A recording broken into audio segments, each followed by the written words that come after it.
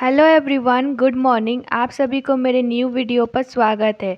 आज का वीडियो होने वाला है कृष्ण जन्माष्टमी की कथा क्या है और कृष्ण जन्माष्टमी क्यों मनाते हैं। सबसे पहले मेरी तरफ से आप सभी को कृष्ण जन्माष्टमी की हार्दिक शुभकामनाएं। सनातन धर्म में कृष्ण जन्माष्टमी का त्यौहार बड़े ही उत्साह के साथ मनाया जाता है। इस दिन भगवान कृष्ण के मंदिरों में एक अलग ही रौनक देखने को मिलती है।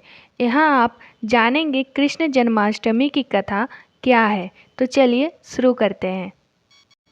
हर साल भादो मास में कृष्ण जन्माष्टमी का त्यौहार मनाया जाता है, जो इस साल 26 अगस्त को मनाया जा रहा है। यह पर्व कृष्ण जी के भक्तों के लिए बेहद खास होता है। इस दिन श्रद्धालु व्रत रखते हैं और विधि विधान कृष्ण जी की पूजा करते हैं, साथ ही उनकी कथाएं सुनते हैं। जन्माष्टमी के इस शुभ अवसर पर हम आपको बताएंगे श्री कृष्ण जन्माष्टमी कथा। द्वापर युग में भोजवंशी राजा उग्रसेन मथुरा में राज्य करता था। उसके आत्यायी पुत्र कंस ने उसे गद्दी से उतार दिया और स्वयं मथुरा का राजा बन बैठा। कंस की एक बहन देवकी थी, जिसका विवाह वासुदेव नामक यदुवंशी सरदार से हुआ था। एक समय कंस अपनी बहन देवकी को उसके ससुराल पहुंचाने जा रहा था। रास्ते में आकाशवाणी हुई, हे कंस, जिस देवकी को तू बड़े प्रेम से ले जा रहा है, उसी में तेरा काल बसता है। इसी के गर्भ से उत्पन्न 8वां बालक तेरा वध करेगा। यह सुनकर कंस वासुदेव को मारने के लिए उद्यत हुआ। तब देवकी ने उसे विनयपूर्वक कहा, मेरे गर्भ से जो संतान होगी उसे मैं तुम्हारे सामने ला दूंगी। बहनोई को मारने से क्या लाभ है। कंस ने देवकी की बात मान ली और मथुरा वापस चला आया। उसने वासुदेव और देवकी को कारागृह में डाल दिया। वासुदेव देवकी के एक एक करके 7 बच्चे हुए और सातों को जन्म लेते ही कंस ने मार डाला। अब 8वां बच्चा होने वाला था। कारागार में उन पर कड़े पहरे बैठा दिए गए। उसी समय नंद की पत्नी यशोदा को भी बच्चा होने वाला था।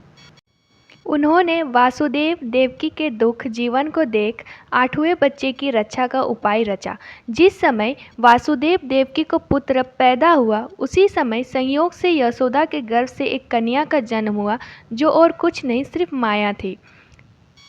जिस कोठरी में देवकी वासुदेव कैद थे, उसमें अचानक प्रकाश हुआ और उनके सामने शंख, चक्र, गदा, पन धारण किए चतुर्भुज भगवान प्रकट हुए। दोनों भगवान के चरणों में गिर पड़े। तब भगवान ने उनसे कहा, अब मैं पुनः नवजात शिशु का रूप धारण कर लेता हूँ। तुम मुझे इसी समय अपने मित्र नंद जी के घर वृंदावन में भेज जाओ और उनके यहाँ जो कन्या जन्मी है उसे लाकर कंस के हवाले कर दो।